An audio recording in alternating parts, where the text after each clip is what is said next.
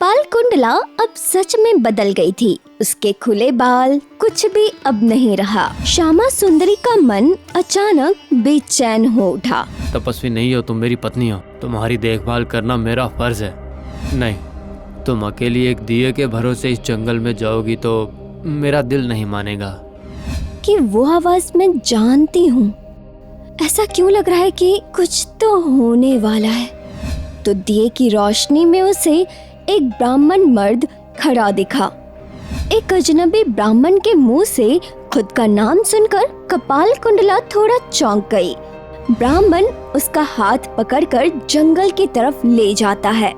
वही कापालिक खड़ा है। कापालिक यहाँ पर?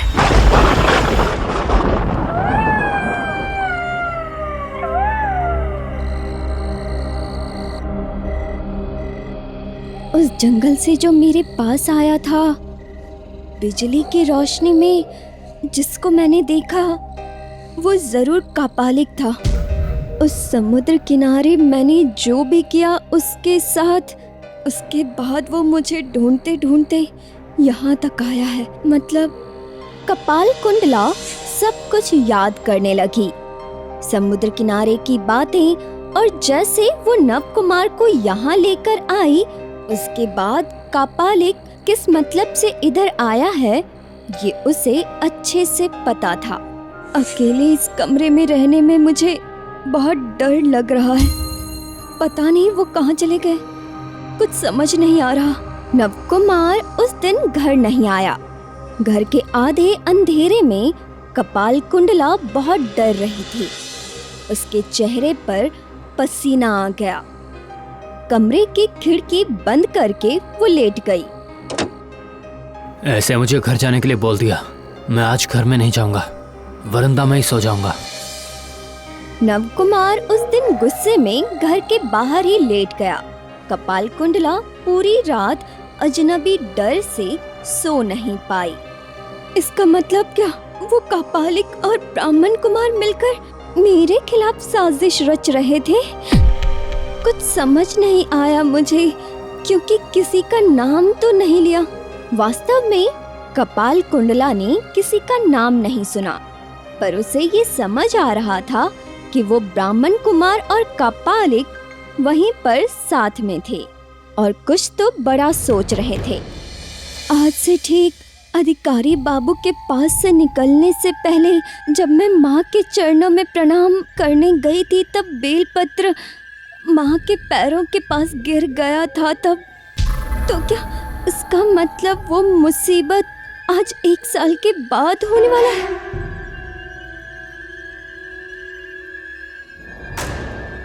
कपाल कुंडला सुबह के समय थोड़ा सा सो गई और उसने सपने में देखा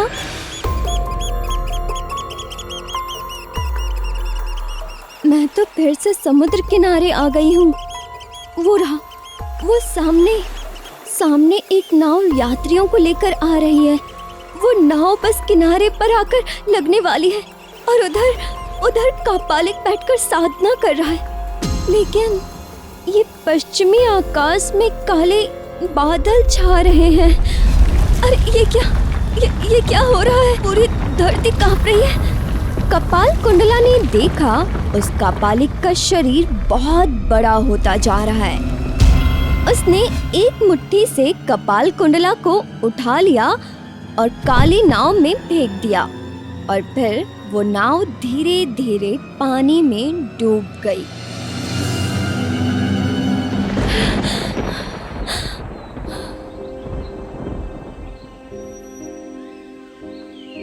लगता है मैं सपना देख रही थी। बाहर सुबह हो गई है। बाहर से कुछ पेड़ के डाल घर के अंदर आ रहे हैं। खिड़की से घर में आते हुए डाल एक हाथ से हटाते समय कपाल कुंडला ने देखा उधर एक चिट्ठी रखी है। ये चिट्ठी अब किसकी है? इसमें क्या लिखा होगा? आज शाम होने के बाद तुम वो ब्राह्मण कुमार से जाकर मिलो, बहुत जरूरी काम है। मैं ब्राह्मण कुमार, इसका मतलब कल रात वाले ब्राह्मण कुमार ने मुझे ये चिट्ठी दी है। लेकिन क्या उस ब्राह्मण से इस तरह मिलना ठीक होगा?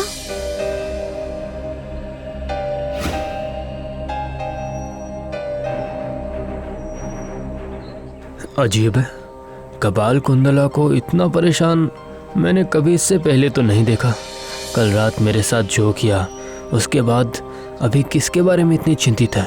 मुझे तो ऐसा लगता है एक कागज का टुकड़ा पढ़ के फिर से छुपा के रख रही है। असल में कपाल कुंडला सबसे छुपकर चिट्ठी पढ़ रही थी और कभी अपने पल्लू में बांधकर तो कभी अपने बालों में छिपा कर रख रही थी। वो किसी के हाथ न पड़ जाए इसलिए। किसी अजनबी से रात में इस तरह मिलने में तो कोई दोष नहीं है। अगर रात में पुरुष के साथ पुरुष मिल सकते हैं, स्त्री के साथ स्त्री मिल सकती है, तो फिर एक स्त्री को पुरुष से मिलने में क्या आपत्ति है? उसके ऊपर मेरे मन में तो कोई खराब उद्देश्य नहीं, और तो वो भी एक ब्राह्मण पुरुष होने का दावा भी नहीं करता। उसने कहा कि वो खुद मर्द नहीं है। तो फिर कपाल कुंडला और नव कुमार दोनों अलग अलग बातें सोचने लगे। कपाल कुंडला को बार बार उस रात की याद आ रही थी जिस रात वो जंगल गई थी और कापालिक के बारे में सोचने लगी थी, और वो सोचते ही डर जाती। और नव कुमार सोच रहा था कि जरूर कपाल कुंडला उससे कुछ छिपा रही है। कल रात वो दवाई लेने के नाम से झूठ बोलकर घर से निकली। क्या हुआ? ऐसे आसमान की तरफ देखकर क्या सोच रही हो तुम? बोलो। सोच रही हूँ नियति के बारे में। पहले मैं समुद्र किनारे थी, वहाँ से आई मैं इस घर में, लेकिन नियति मेरा पीछा ही नहीं छोड़ रही। उस दिन समुद्र किनारे, उस दिन कहीं एक बीज बोया गया था, और उस बीज का फल हमें बहुत ही जल्द मिलेगा। तुम जो भी बातें करती हो, कभी कभी तो मुझे तुम्हारी कोई बात समझ ही नहीं आती। सही से बताओ तो क्या हुआ है? कल रात को जो तुम घर से दवाई लेने के लिए गई थी, वो दवाई तो लेकर आई नहीं तुम। उसकी चलो मुझे कोई चिंता नहीं, आज तो वो चल ही जाएंगे, लेकिन तुम्हें क्या हुआ ये बताओ तो। कपाल कुंडला चाहकर भी सारी बात नहीं बता पाई। उसको पता है कि श्याम सुंदरी डरपोक है। ये सब बातें सुनकर वो बहुत डर जाएगी और नव कुमार को जाकर सारी बात बता देगी। लेकिन असल बात जब तक पता नहीं चल रहा, कपाल कुंडला किसी को कुछ कहना नहीं चाहती। उसने मन में ठान लिया कि शाम होने के बाद वो जरूर जंगल जाएगी।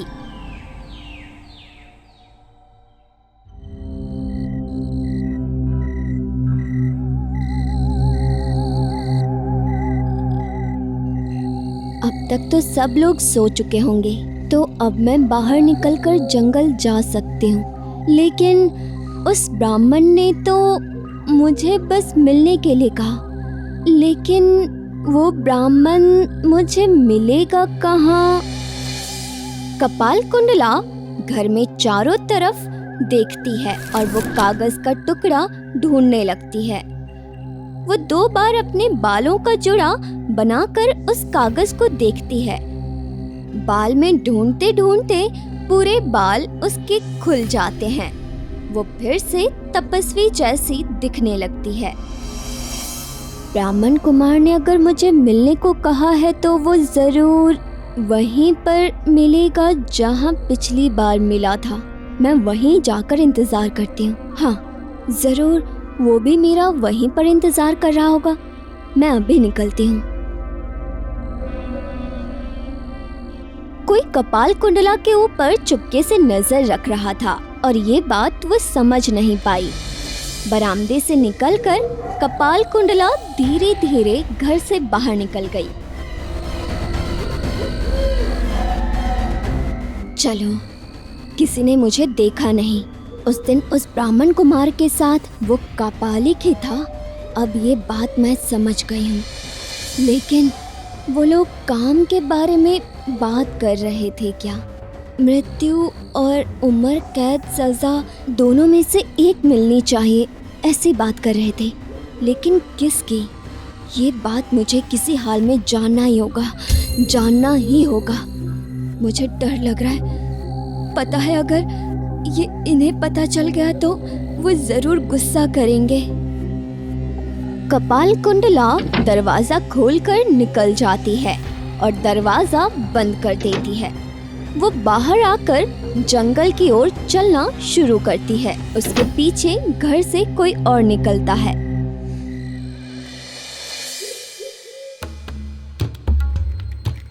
लगता है कपाल कुंडला के बालों से कुछ नीचे गिरा है। कपाल कुंडला तब मन में पता नहीं क्या सोच रही थी। चिट्ठी गिरते ही नव कुमार ने पैर से छिपा लिया।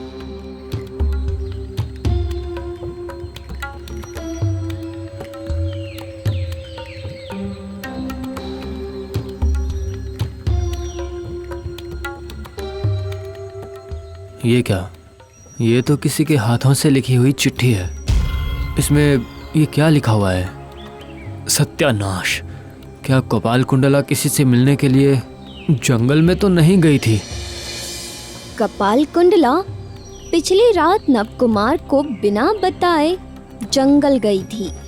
उसके बाद चिट्ठी में कोई एक ब्राह्मण कुमार के साथ कपाल कुंडला के मिलने की बात से नव कुमार निराश हो गया। वो सोचने लगा, क्या इसी कारण से कपाल कुंडला मेरी बातें नहीं मानती? कभी कभी तो मेरे खिलाफ भी बोल जाती है। क्या कल रात को इसके लिए ही मुझे ये सब बोल के जंगल में गई थी वो? अपने कमरे का दरवाजा बंद करके नव कुमार बिस्तर पर बैठकर रोने लगता है। उसने कपाल कुंडला पर विश्वास किया था। उसने कभी नहीं सोचा कि कपाल कुंडला उसे ऐसे धोखा देगी। ठीक है, आज रात को जब कपाल कुंडला घर से बाहर जाएगी मैं उसका पीछा करूंगा। मुझे देखना है कि वो कहाँ जाती है। कौन से ब्राह्मण कुमार के साथ उसका ये रिश्ता चल रहा है मुझे भी जानना है। अगर मैंने सच में ऐसा कुछ देखा तो मैं वापस आके अपनी जान ले लूंगा। हाँ, ये दुख तो मैं बिल्कुल भी नहीं सह पाऊंगा। नव कुमार के कमरे में तब कोई नहीं था, इसलिए उसके मन की बात किसी को पता नहीं चली। वो रोते रोते रात होने का इंतजार करने लग गया। मैंने सही सोचा था, जब सब लोग सो जाएंगे तब कपाल कुंडला बाहर जाएगी। लेकिन मैं भी देखता हूँ कि उस ब्रह्म कुमार के साथ कितने दिनों से उसका ये रिश्ता चल रहा है।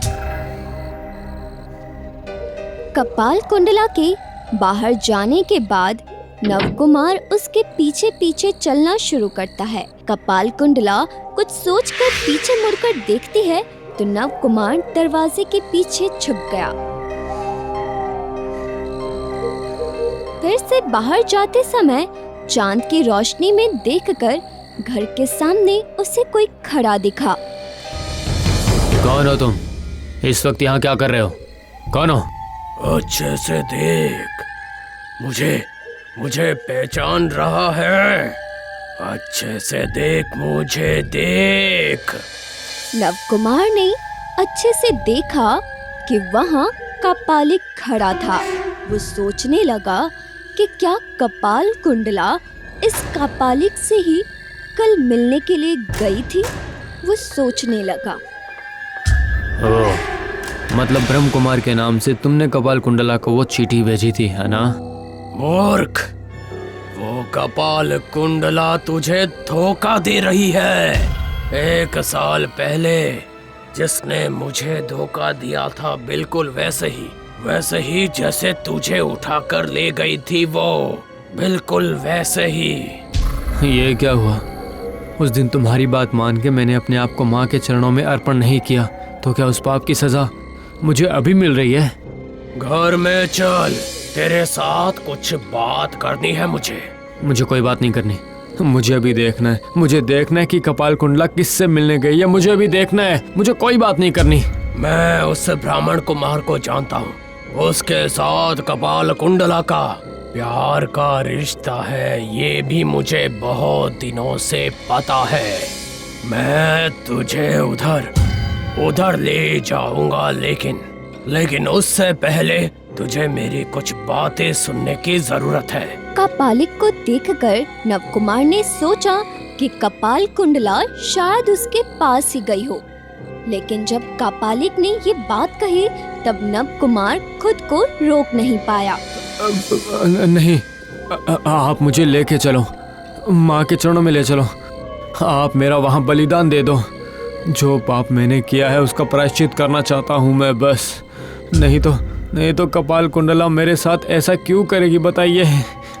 शांत हो जा, मैं सब कुछ बताता हूँ तुझे। माँ के पास तेरा बलिदान होने से माँ को संतुष्टि नहीं मिलेगी। कपाल कुंडला ने मेरे साथ साथ आज तुझे भी धोखा दिया है। उसका बलिदान करना है, उसका बलिदान बहुत जरूरी है। उसने हम दोनों के साथ बहुत ही ज्यादा गलत किया है, लेकिन इससे सारी समस्या का समाधान हो जाएगा। मेरी बात मान, घर चल, मैं तेरे साथ कुछ बातें करना चाहता हूँ। नवकुमार कपालिक को लेकर अंदर चला गया।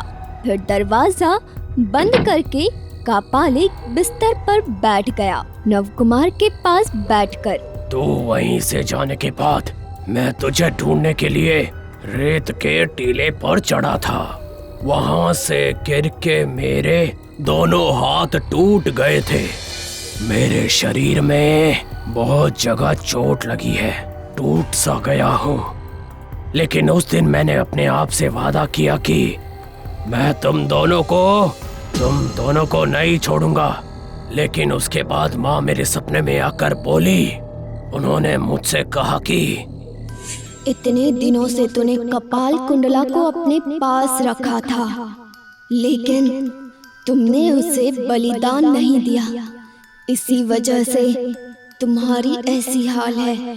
आज से मैं तेरी पूजा किसी हाल में ग्रहण नहीं करूंगी। ये बात मत बोलो माँ, मैं सब कुछ आपके चरणों में सौंप दूंगा, खुद को भी सौंप दूंगा। बताओ तुम क्या चाहती हो? कपाल कुंडला को मेरे चरणों में अर्पण करो, उसकी बलि दो। उसके बाद ही मैं तुझसे खुश हो पाऊंगी।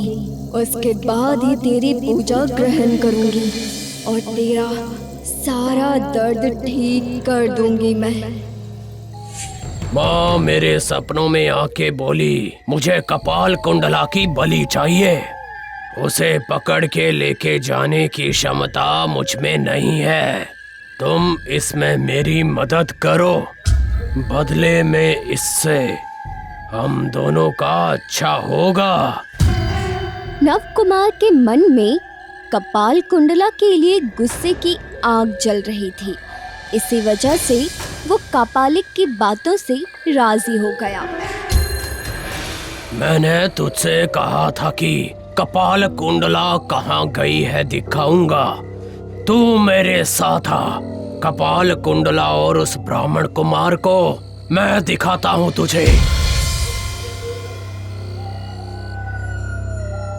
घर का दरवाजा खोलकर कपालिक और नवकुमार बाहर जाते हैं, धीरे धीरे जंगल की ओर। उसके बाद थोड़ी देर पहले जहां कपाल कुंडला गई थी उसी ओर चलने लगते हैं। दोनों कुछ दूर आगे जाते हैं।